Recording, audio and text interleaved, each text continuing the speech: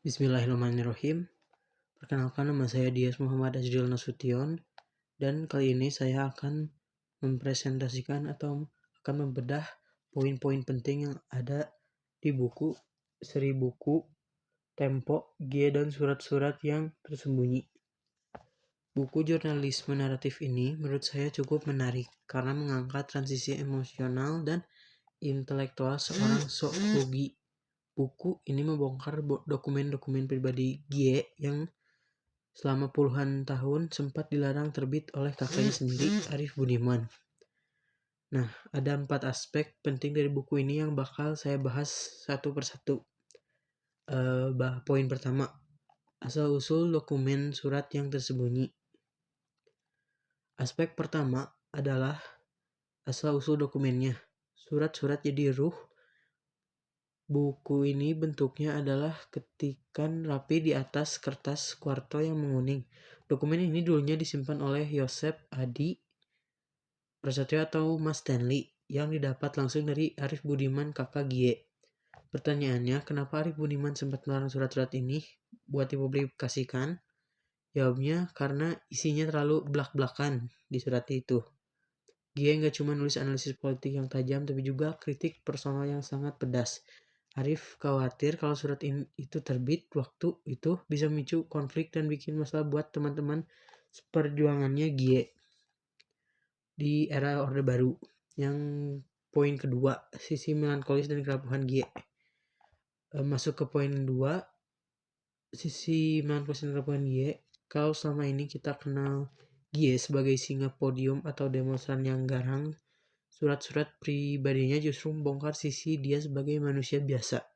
Di dalam suratnya, Gie sering mengeluh tentang rasa sepi yang akut, kejenuhan, kegagalan, asmara, dan perasaan terasing dari lingkungan sekitarnya.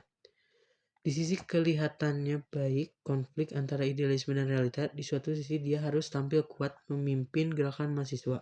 Tapi di sisi lain, surat-suratnya menunjukkan titik hadir di mana dia merasa lelah dan sempat ingin mundur total dari hiruk-pikuk politik.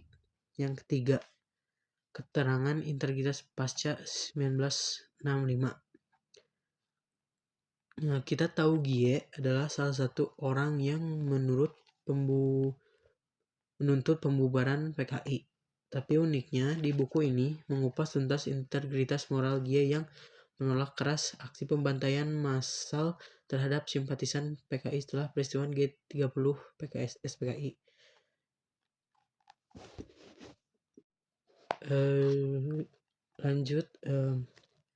Dia mengirim artikel dan surat protes karena menganggap pembunuhan tanpa peradilan adalah tragedi kemanusiaan.